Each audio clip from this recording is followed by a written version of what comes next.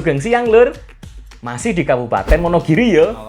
Kali ini aku ada di Desa Conto, Kecamatan Bulukerto, Kabupaten Wonogiri.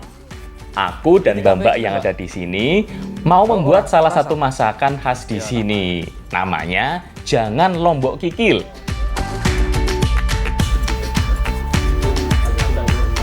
Kita mau masak yang namanya jangan lombok. Uniknya kalau di Desa Conto ini biasanya pakai kikil. Sesuai namanya, pasti menggunakan bumbu cabai yang sangat banyak. Tapi tenang, rasa pedesnya masih bisa ditoleransi kok. Lawang banyak yang pakai cabai hijau. Aku dapat tugas buat motong-motong kikilnya. Sebenarnya sih, yang sedang aku iris-iris ini lebih cocok disebut sebagai krecek yo daripada kikil. Soalnya dua bahan makanan ini sebenarnya beda. Kikil adalah salah satu bagian dari kaki sapi atau kambing, sedangkan krecek adalah seluruh bagian kulit sapi yang sudah diproses sebelumnya. Untuk bumbu-bumbunya, selain lombok ada juga parutan kelapa dan bumbu yang dihaluskan. Bahan-bahan lain yang sering dijadikan tambahan ada juga, seperti tempe dan tahu coklat. Sip, bahannya siap kabeh iki. Saatnya dimasak. Untuk membuat jangan lombok kikil ini, pertama tumis dulu bumbu halus yang terdiri dari bawang merah dan bawang putih. Kemudian tumis juga daun salam dan lengkuas. Setelah itu, baru deh masukkan juga lomboknya. Jadi jangan lombok ini sebenarnya mirip sama jangan tempe. Bedanya kalau di jangan lombok ini penggunaan cabainya lebih banyak. Ngono ya mbak, jenenge jangan lombok. Gen pedes. Ada 3 jenis cabai yang digunakan. Ada cabai hijau, cabai rawit, dan cabai keriting merah. Biar rasanya jadi lebih sedap.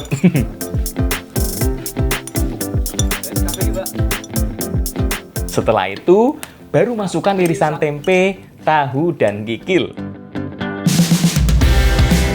Terakhir, masukkan air dan santan yang banyak. Jangan adalah sebutan untuk makanan di Jawa yang biasanya menggunakan kuah cukup banyak. Nah, kalau jangan lombok ini, selain biar rasanya jadi enak, juga agar kikilnya jadi lunak. Makanya, dimasak dalam waktu agak lama. Biasanya sih, sekitar 30-45 menit. Setelah matang, biasanya kuah santannya sudah tidak terlalu banyak yo. Tinggal nyemek-nyemek gitu. Kalau udah begini, sudah bisa dipastikan bahwa kikil atau kreceknya sudah empuk dan siap disantap. Jangan lombok atau sayur yang menggunakan banyak cabai ini biasanya berkembang di daerah-daerah yang banyak petani cabainya. Karena keberadaannya yang melimpah, jadi mereka terbiasa menggunakan cabai yang banyak sebagai bumbunya. Enak ya mbak, seger. Sesuai namanya, jangan lombok ini rasanya pedes seger. Si kikilnya, teksturnya kenyal banget. Enak pokoknya. Ayo mbak, tambah mbak.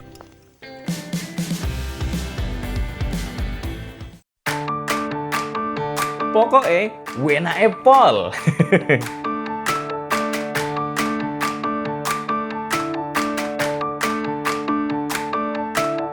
Udah nyobain toh? Gimana enaknya kikil atau krecek di sini?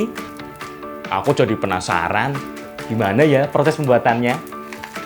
Nah, di salah satu desa di Kecamatan Bulukerto, Kabupaten Wonogiri, adalah sentra pengolahan kikil atau krecek.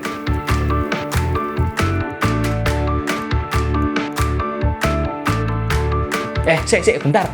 Aku tak bantu angkat-angkat dulu. Lagi nyetorin stok kulit sapinya.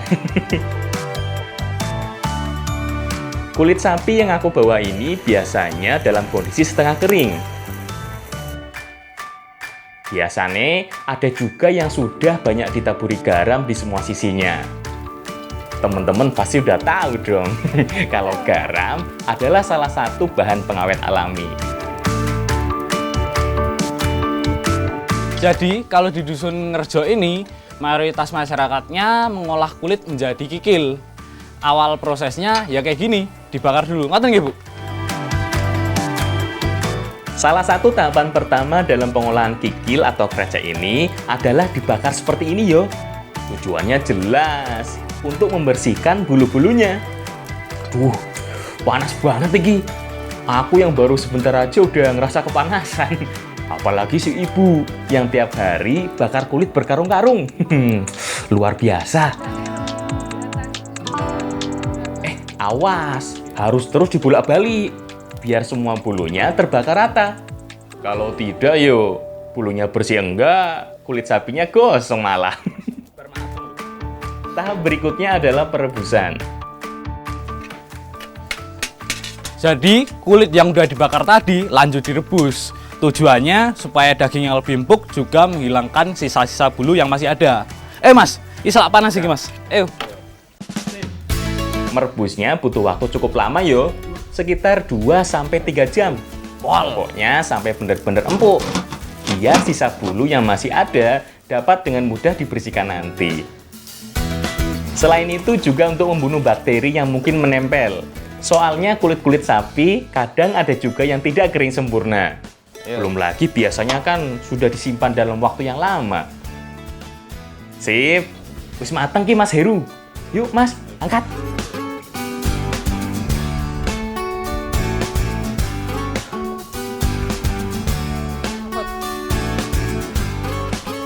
Gini ya. Tahapan terakhir adalah proses perendaman. Lagi-lagi tujuannya biar hasil jadi kikilnya benar-benar empuk. Jangan lupa sering ganti airnya dengan yang baru, biar nggak busuk. Nah toh, setelah direndam, jadi lebih mudah dibersihkan, baik sisa-sisa bulu atau sisa kotoran yang menempel. Hati-hati mas. Jadi kulit yang udah dibakar terus direbus tadi, selanjutnya direndam dulu selama 2 hari. Tujuannya biar lebih empuk lagi nanti teksturnya. Sing wis mateng ndi mas, sing wis dadi? Kuwi sering nyoba apa? Oh iya ayo mas, gelem aku.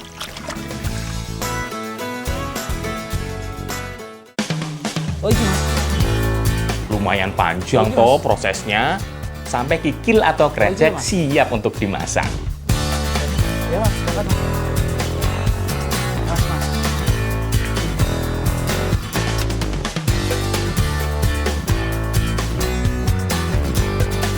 Masih di Desa Conto, Kecamatan Bulukerto, Wonogiri.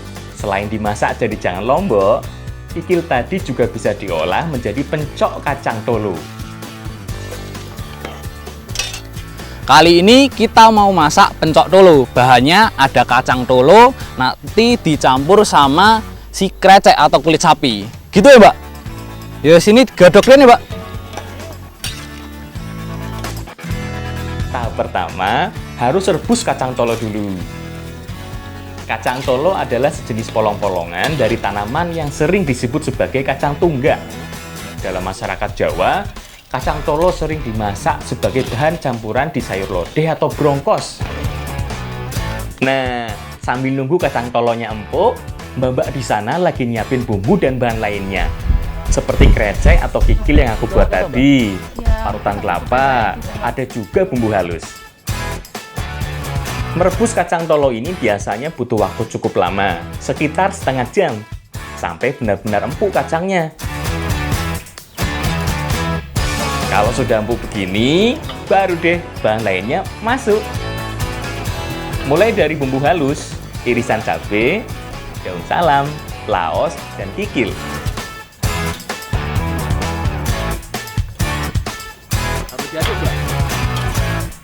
Terakhir, baru masukkan parutan kelapanya. Nggak usah dijadikan santan dulu, langsung cemplungin aja semuanya.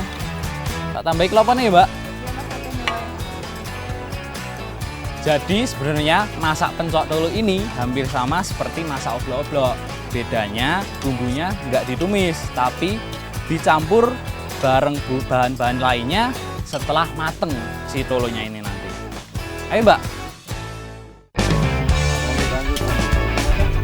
Jadi biarpun semua bumbu dan bahan yang direbus, tidak ada yang ditumis, rasa gurihnya tetap ada. Ya, dari parutan kelapa tadi. Sip, tinggal tunggu mateng dan kikilnya empuk.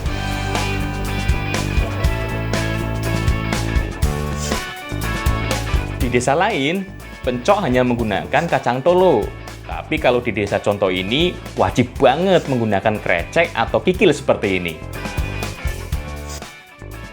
Pencok kacang tolo biasanya dihidangkan jadi pendamping sayur atau lauk lainnya. Tapi karena udah pakai kikil yang banyak, bisa lah langsung disantap.